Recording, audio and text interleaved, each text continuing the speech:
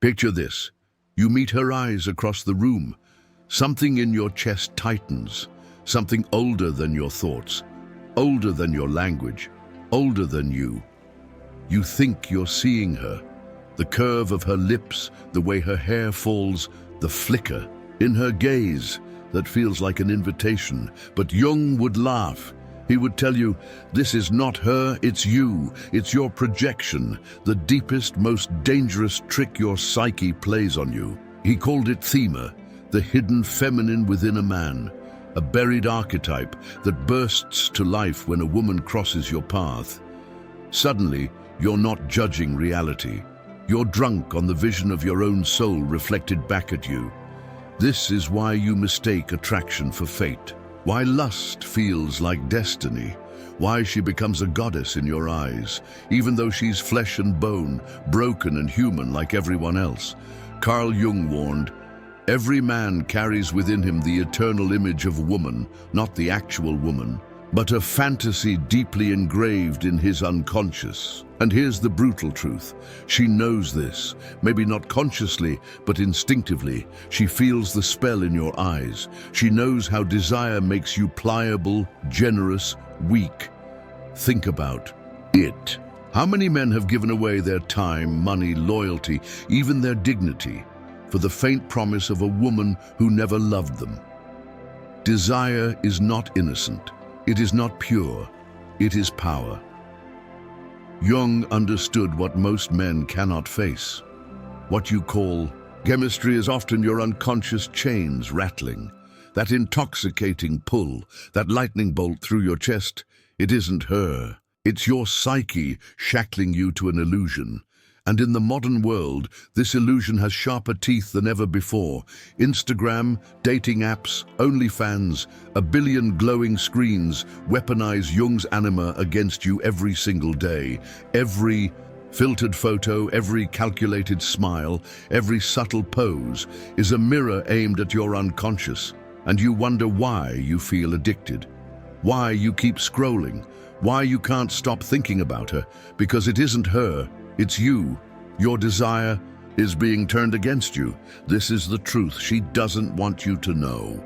She doesn't want you to realize that attraction isn't love, that your obsession isn't mutual, that the fire inside you is self-made, while she simply stands there basking in it as you burn.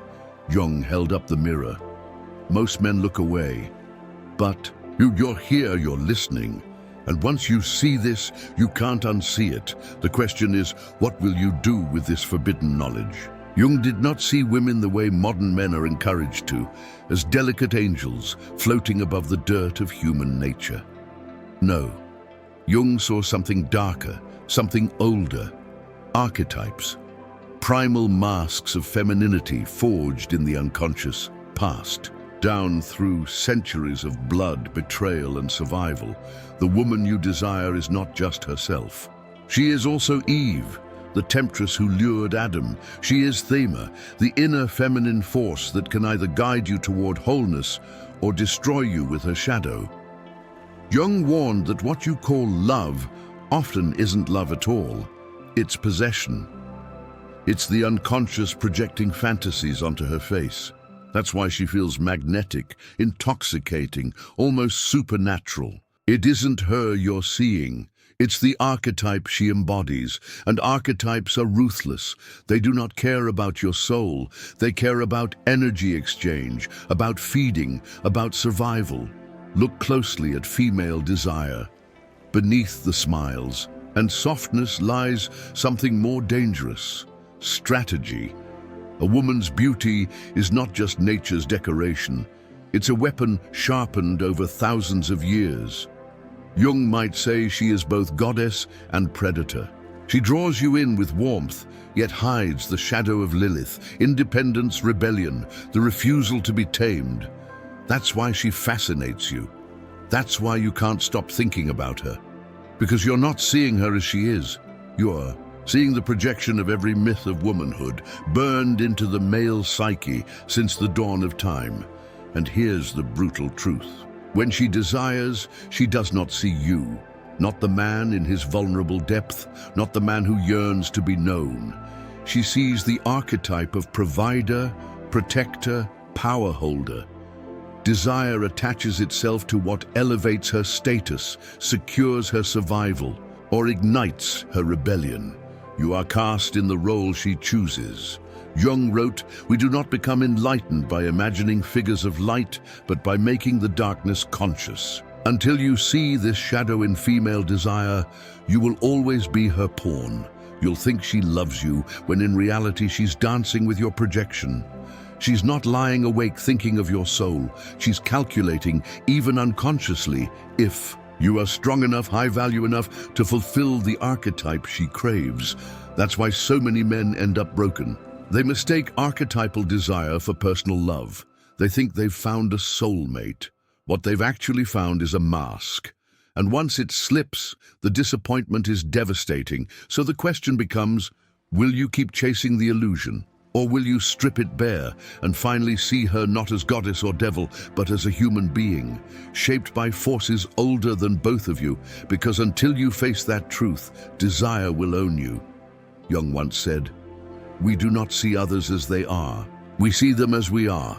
That is the key to why men fall headfirst into the illusion of women. It isn't because she's uniquely special. It's because you project your unconscious fantasies onto her. You don't fall for her. You fall for the movie you've created in your mind. And she's been cast as the lead actress.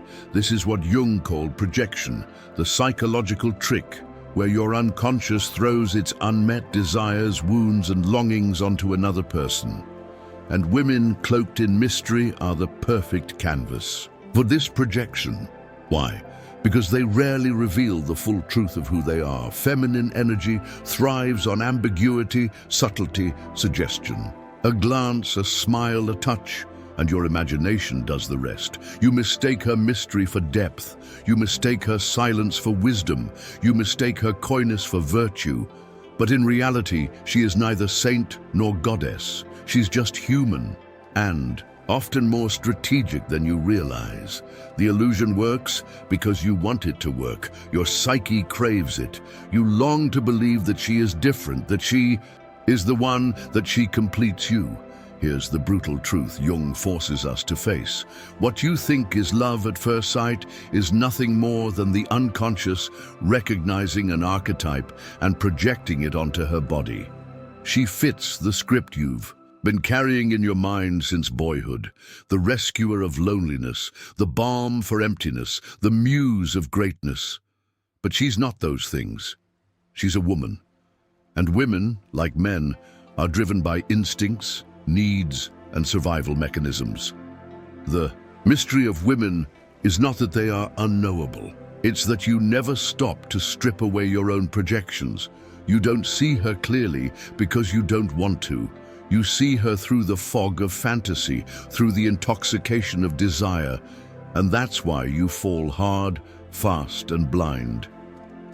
This is why so many men wake up months or years later asking, how could I not see it? How could she betray me? How could I have been so stupid? The answer is simple. You weren't in love with her. You were in love with the illusion you painted onto her face. Jung taught that the path to freedom is brutal honesty with yourself. To rip the mask away, you must admit, what I loved was my own fantasy. What I chased was my own shadow. Until you can do that, women will always appear as mystical, magical beings who entrance and devastate you. The mystery is not in them. The mystery is in you. Jung taught us that everything we repress, everything we deny, everything we refuse to face, lives on as the shadow. For men, this often means aggression, lust, dominance, but for women, the shadow reveals itself differently. And when you see it clearly, you'll understand why men get played over and over again. The dark feminine isn't sugar and light. It isn't the divine goddess nonsense Instagram life coaches sell. No. The dark feminine is primal, seductive, manipulative. It is woman as enchantress, woman as predator, woman as a force of chaos that bends reality to her advantage. Look at myth, look at history. From Helen of Troy to Cleopatra, from Delilah to Matahari, the dark feminine has always been there. She doesn't conquer with armies. She conquers with glances, whispers, and the careful manipulation of male desire. She doesn't fight for resources with her fists. She uses her beauty, her sexuality, her cunning to extract resources, power, and protection from men who believe they are in control. Jung would say, this isn't random. It's archetypal. The feminine shadow is both alluring and terrifying because it embodies the part of woman that men can't fully grasp.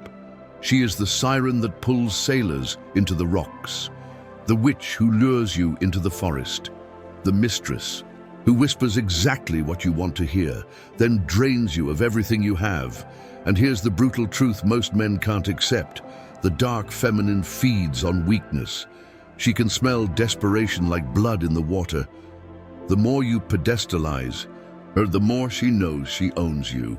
The moment you hand over your need for her approval, your desire for her validation, she strings you like a puppet. That's why so many men who think they're players or high value still get wrecked. Because they don't understand that the dark feminine doesn't chase your muscles or your Rolex.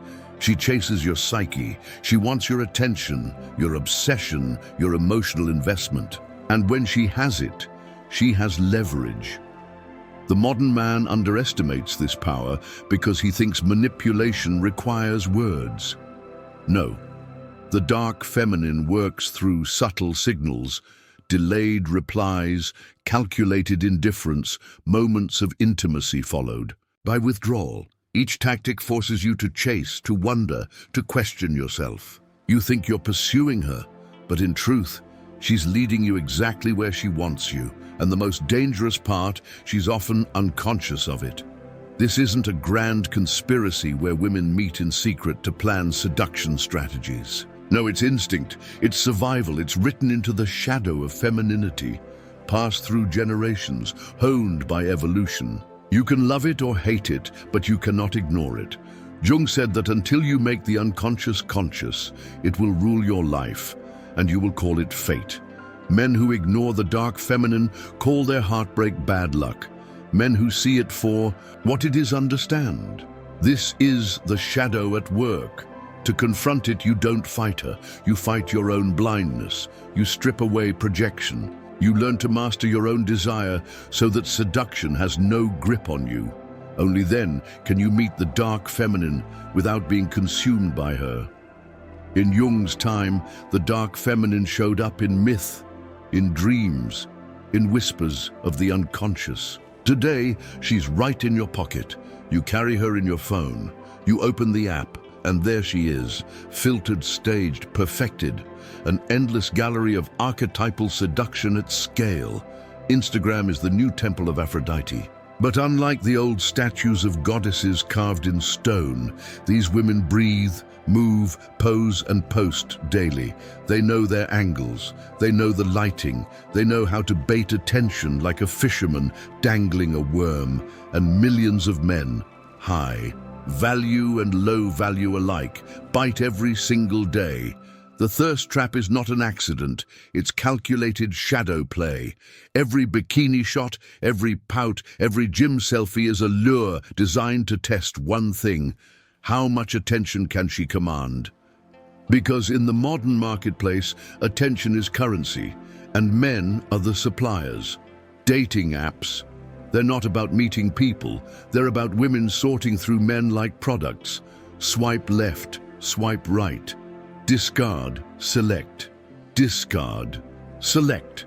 The man believes he's choosing, but the truth is harsher. Women control the filter. Women control the frame. Women decide who even enters the game. And OnlyFans, that's the dark feminine industrialized, the direct monetization of male desire. What used to be whispers in the shadows is now a subscription model. $10 a month to pretend she knows your name. 100 for a special message. 1,000 for a fake sense of intimacy. This is shadow play, weaponized into an economy. Billions of dollars made by selling men the illusion that they matter to her. Here's the savage truth. Women no longer need to seduce in person. The marketplace has gone digital.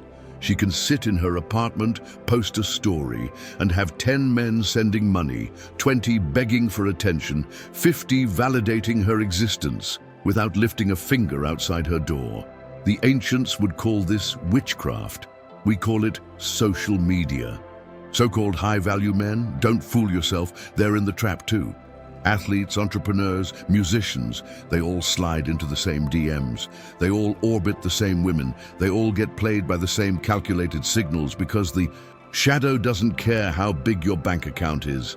If you crave her validation, she owns you. What Jung would say is chilling. We are not living in an age of liberation. We're living in an age where the collective unconscious is projected onto a global screen. Instagram is not just pictures, it's the archetypal feminine shadow, seductive, elusive, manipulative, scaled up to billions. And men are drowning in it. The question isn't whether women are using these tools to their advantage. The question is why men haven't woken up. Every like, every comment, every dollar sent is a man unconsciously handing over his power.